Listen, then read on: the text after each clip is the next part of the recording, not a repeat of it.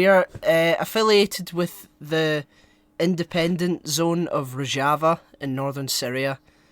What? No, we're not. What the fuck is that? It's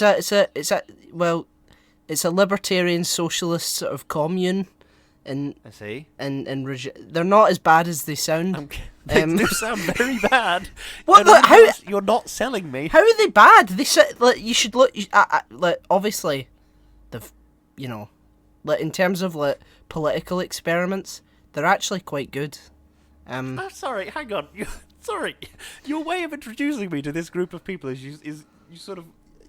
I'd like to state for the record that I have no idea who this group of people is. You might be making this up. This might be from a comic book. I'm not. It's like that episode of It's Always Sunny in Philadelphia where Frank sells his weird cola to Boko Haram and tries to become their press manager. I'm not gonna lie, Dad. You're not endearing me. Yeah, to but this they're not group of people. Yeah, they're not Boko Haram. They're sort of it's like anarchism. It's like sort of left-wing libertarianism is what they believe in. They're like a direct democracy. Okay, and have they done any horrific things in their country? I don't know. I just know that. Oh, okay. So we're not affiliated with them. Okay, it was a joke. I feel like I'm gonna have to Google them after the episode. Yeah, I'll discover some horrific war crimes. And I'll be like, oh fuck. Yeah, then we're gonna get this episode banned, but. They're not like the government of Corto Maltese. Hey, whoa, he brought it round. Hey. But before we talk about any of that, we have some bullshit to get to, don't we? We do. Shall I spin the wheel? Yeah, do it. Way. Still spinning, Lewis. I know Discord doesn't like you to hear it. Here it is. It stopped. Love Island. 1 week on from the. That's been happening, hasn't it? Yeah, it has, and it finished last week. I was watching it with my partner, and it was a fucking shit show. I tell you that. Why was it a shit show? What happened? Well, what do you know? Was there slapping of any kind? Well, did somebody throw a drink in somebody else's face? No. Well then what's the fucking point? What do you know about Love Island, Lewis? I am aware that the premise of the show is that a bunch of strangers go to a house. Yeah. And then they stay there and they all have sex with each other. They don't really have. I mean, they do in the later episodes when they've they're together for a while, which in their case is 2 days. Because I always presumed it was because I never watched Big Brother, but it was something that my parents watched when I was a kid. So sometimes I'd catch it when I was sat in the living room reading a book or something. And I always presumed it was essentially the romance/sex bits of Big Brother, but distilled into a show. I presumed it was essentially that. Because I've watched. Because one year I did an advert for Uber Eats that was sort of attached to Love Island. That's right. I've forgotten what the name is for that type of advert, but I did that. And Uber Eats sponsors, please. Yeah, that's it. Yeah, and so I watched. No, I'm asking them. I'm asking them to sponsor us. Oh right, okay, yeah, that'd be great. But yeah, I watched enough of an episode until I saw the ad spot that I was in, and then I turned it off. So I've seen 40 minutes of one episode, and I know very little else. Yeah, okay, so like you're saying, strangers go into this island, which isn't an island, it's in fucking... Oh, it's actually an archipelago. Yeah, I think it's on a very big mainland. I think it might be Mallorca. Oh, okay. Is that an island? Mallorca isn't an island, is it? Mallorca isn't... Oh, there's those Spanish islands off the coast of Africa. Mallorca, is it one of them? Island in Spain. Yeah, Mallorca is an island. Where off is the coast of Love Island filmed? In the Mediterranean Sea. Well, the Mallorca is okay. Fine, it's an island. Fuck's sake. That's my biggest hitch gone out the window. But yeah, so it's very conventionally attractive strangers go into this island, and they partner up, and there's recouplings and stuff, and you learn about them, and the whole point of the show is to see who will fall in love and who will win the £50,000 at the end of the show. Now, the reason I watch it is because I like seeing fake people become even faker in the service of fakeness. Okay. Okay. So the first hitch I have is the £50,000 at the end of the show. £50,000 is a lot of money. It's certainly a lot of money to me. I'd imagine it'd be a lot of money most people, really. Yeah, most people would see that as, yeah, fucking hell, 50k. But the problem is, to get on to Love Island, you already have to be semi-rich and semi-popular through Instagram influencing. So right away, these people aren't really, ordinary people. They're not just your average person going in to find love, because that would be boring as shit for some reason. And yeah, so it's you know that it's bullshit when you're watching it, but sometimes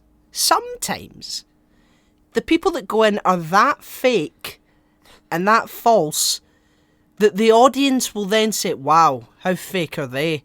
It's like it's like I'm trying to think of it. It's like seeing a sort of pack of murderers, and one murderer's more savage than the others. They're all murderers, but that guy wore a Norman Bates outfit when he was doing it. Like that sort of way. Yeah, and there's this bloke called Jake. Jake, I can't remember his second name. But he was in it, and he essentially faked his way nearly to the finish, and told this girl that he loved her when he didn't.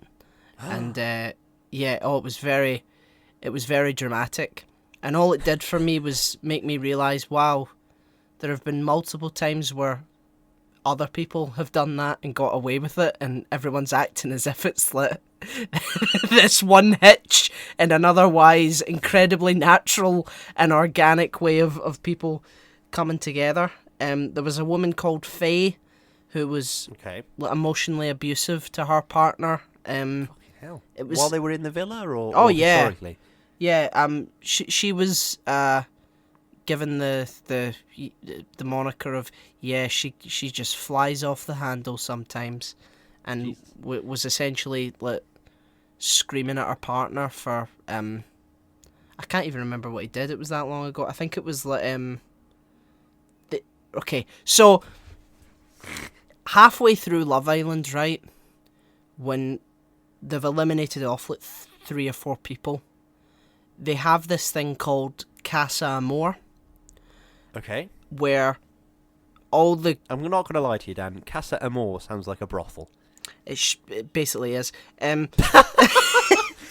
So all the guys are sort of taken out of the villa without the girls knowing, and are put... What, in the middle of the night? Well, they're all... Just break in the middle of the night. Yeah. Take a bag over their head. The Love Island death squads come in, and no. So they all get texts saying, yeah, you're all going to Casa Amor, pack your bags, while the girls are away doing something, right? And they go to this secondary villa. Right. Where 6 new girls who are complete strangers come in. And it's essentially the 6 girls' job to essentially steal the guy who they're with from the girls at the original villa. And then 6 new completely different guys come in, and they try and steal the girl that it's... So it's like, you've been with this guy for ages, let's send in a complete stranger to test you, right? And basically all... This is so cruel! Yeah. So basically all the girls were completely faithful to their partners, right? Mm. And about 3 or 4 of the guys just fucked it and came back with a completely different person.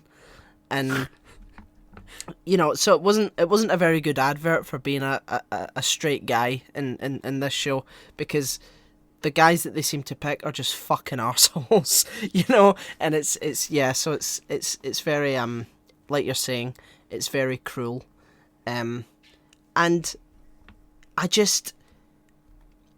liken it to a smoking addiction, this show, because you watch it once and then you're like, oh, I'll watch it again, and then you watch it again, and you watch it again, and you watch it again, and by the time you get to the end of the show, two people that you know virtually nothing about, but you think you do because you've seen them for 2 days together, are competing over a 50 grand prize. And you know that show where you can steal or share the Golden money? Balls. Yeah. Well, that's essentially what happens at the end of the show. And it's yeah. Even after all that, you have. Oh my god. After all that, you have to sort of. So, has this person been a big fucking liar the entire time, or will you share the money and keep it together, or will one of you steal it and the other goes home with nothing, or will you both steal and no one goes home with anything? And fortunately, this year, the guy didn't steal and they shared it, and it's all love and all that. I see. But the ratio seems to be that they break up within 2 weeks of Love Island being ending. Over. Yeah, so I can't say I'm surprised. Yeah, so it's just this weird sort of coming together of incredibly vapid and shallow people, and then putting them to the test with other vapid and shallow people. And a vapid and shallow couple come out on top and share 50k that essentially they don't need, and break up anyway because, why the fuck not, So really the entire exercise is kind of pointless. And it brings me back to my point about political experiments. It's like, if this was a political experiment, then there wouldn't be another season of it, if you know what I mean. Like, right. If Love Island was a way a country was set up, it would have collapsed and we would have tried something else. But because it's a TV show, they keep bringing it back every single year. And I would also like to add that multiple people have died because of this show. Yes, I'm aware of this as well, yeah. Caroline Flack, who was the host, sadly committed suicide. Another Islander committed suicide, and I'm sure that there was another person. And I would also like to add the Jeremy Kyle show, which was a fucking horrible, disgusting show with a horrible, disgusting host who would apparently lose his shit and treat his staff like bollocks. Have these weird and bewildered people who clearly have a lot of issues to deal with, bring them on, humiliate them, and then send them home with the apparent sort of the fake sort of, we've solved it, when it really hasn't been solved. And someone killed themselves because of that show, and it was cancelled immediately. But for some reason, this show is allowed to continue, which It's almost as though it's not about morals, and it's actually about making shed loads of cash. Yeah. It's almost as though that's the entire way that TV... isn't that insane? Absolutely. And it's the most heterosexual show you will ever set your eyes upon. Right. I think in the past there have been a couple of lesbian couples in the show, but there has never been a gay couple in the show ever, because I don't know how the ratings would do. I guess I have no idea, but it's just... well, I think I remember seeing an article that said something like we can't... I think it was a quote from like a producer or something that said we can't add LGBT plus sort of contestants to Love Island because they would present logistical difficulties, I think was the thing he said. And I remember thinking at the time, what? What does that possibly mean? What does that even mean? I have no idea. But it made me smile. It's like, are you straight or are you a logistical difficulty? It just, I don't know, it made me chuckle at the time. I'm going to ask, why are there no gay couples in Love Island? Are you asking me? No, I'm on Google. I just wanted to double check, because I would have to turn around and say, got no fucking clue, sunshine. Because you'd think it'd spice things up, wouldn't you? Fuck me, you're right. That's what he actually said. Logistical difficulty. And Darius has just pointed out, disabled contestants are very rare as well. Yeah, I imagine so. That's true. I mean, they tried to say it. I think there was a contestant this year with a a disability. Mhm. Wait, I'm reading this.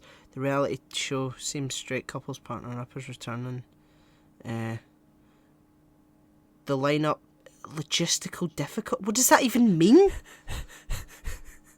terms of gay Danny, islanders, we all know that getting bisexual people on a plane to Mallorca is physically impossible. Clearly, that is the logistical difficulty. yeah, this show's garbage and it needs to be fucking cancelled.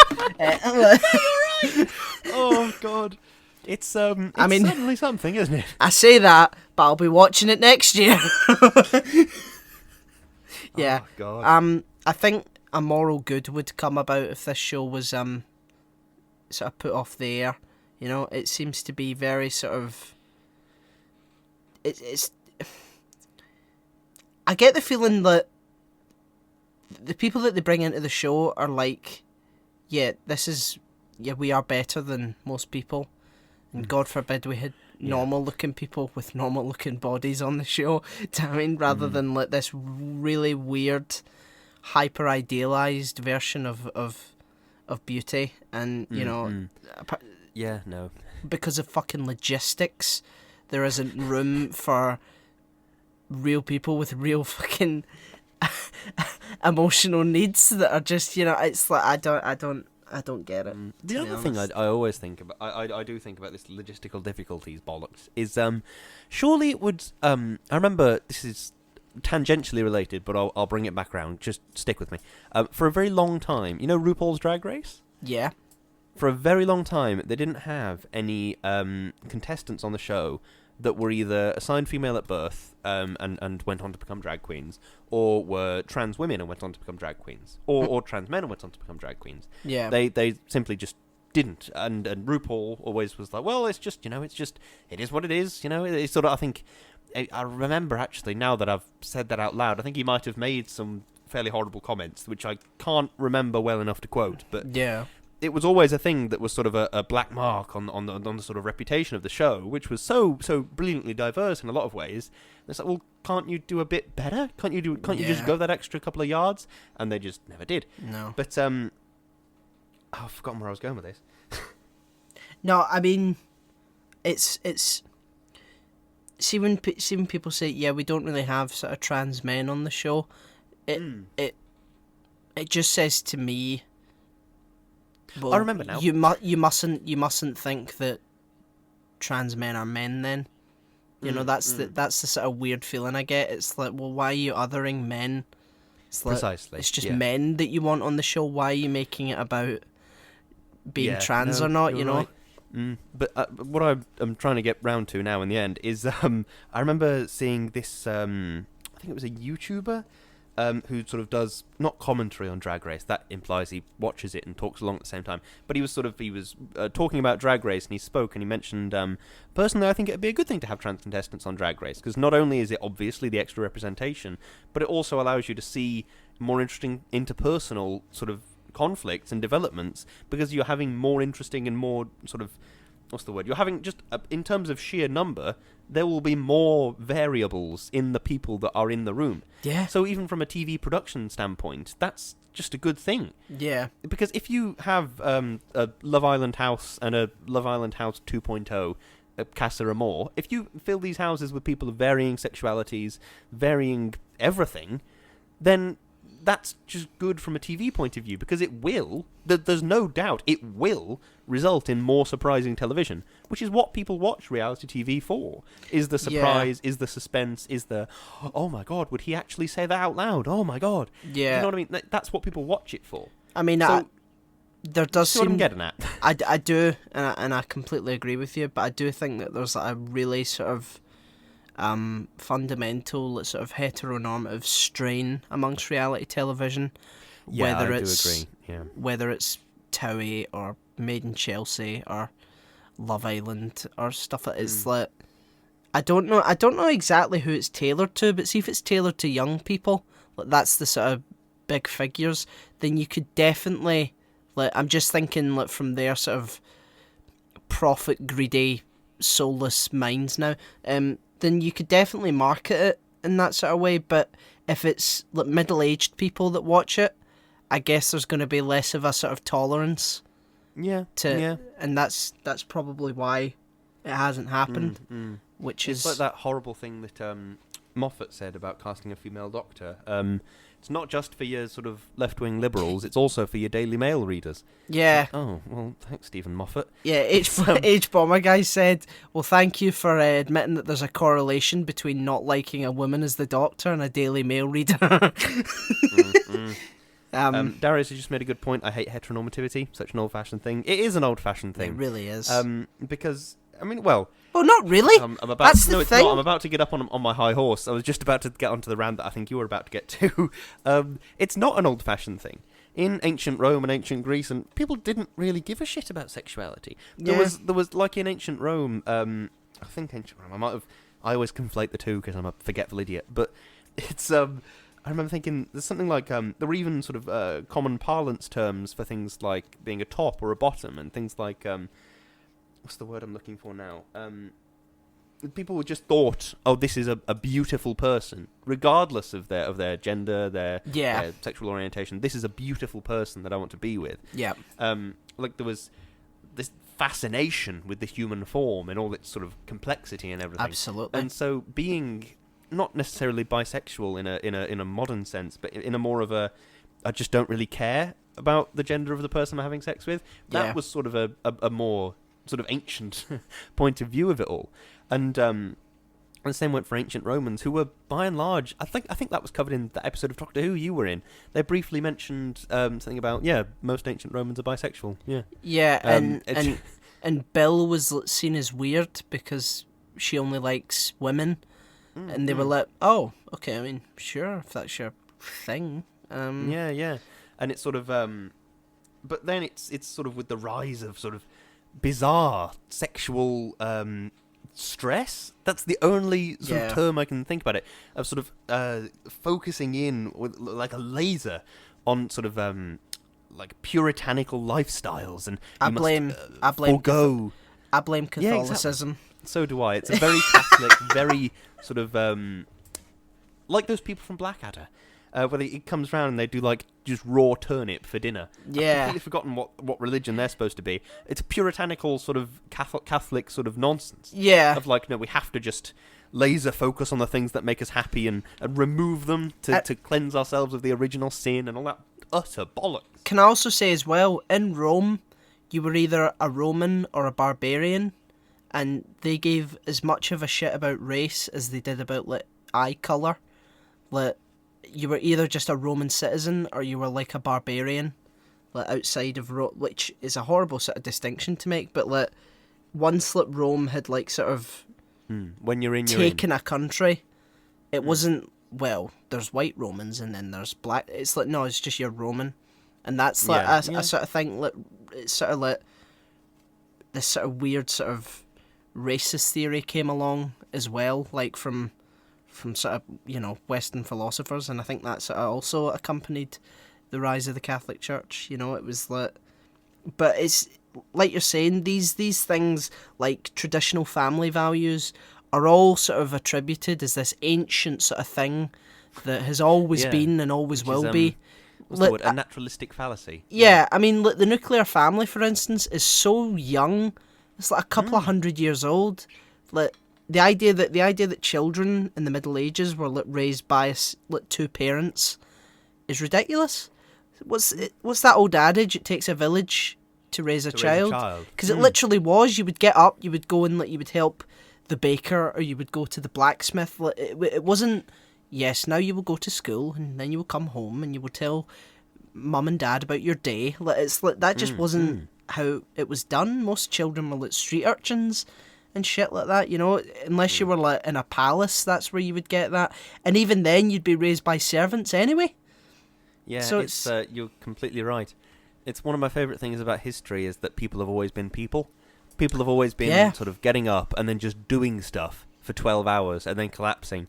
People have always done that, regardless of your sort of, whether you were born royal, born a peasant. People have always just been doing stuff. That's what life is. And I think it's to pretend that there's any kind of order to it is foolish in the highest degree. Yeah, I mean, I think Love Island is the equivalent of going to, like, you know, the zoo. It's like... Right. They should get... I've always said this. They should get David Attenborough to narrate Love Island, because it's like human beings being brought down to their, like, basest instincts and just sort of caring about who they mate with. It's like... I think it's just a bit... It's just fucked. Fucked. The morals of the show, the sort of aesthetics of the show, the fact that 3 people have been claimed by the show, and the sort of whirlwind of toxicity that comes with it. I just think, you know, if morality's to be taken seriously, I think Love Island should probably pack its bags. Mm-hmm. And I couldn't agree more. And Uber Eats should sponsor someone else, like us. Yeah, such as us. Yeah, but I think that's all I've got to say on that. Stuff is just stuff. Just do what makes you happy. Stuff. Do what makes you happy. Stuff is just stuff. Everybody is just some person. Yeah. Like, it's, yeah. One partner is really a human thing by society. Yeah, true. Like, monogamy isn't, like, even... We can't even, like, take that for granted as being, like, a sort of incredibly traditional thing. Mm-hmm. You know? Like, because everyone was fucking everyone. You know? It wasn't... Yeah. But, yeah, thanks for watching, folks, and we will see you next time. Indeed we will. Thank you and good night.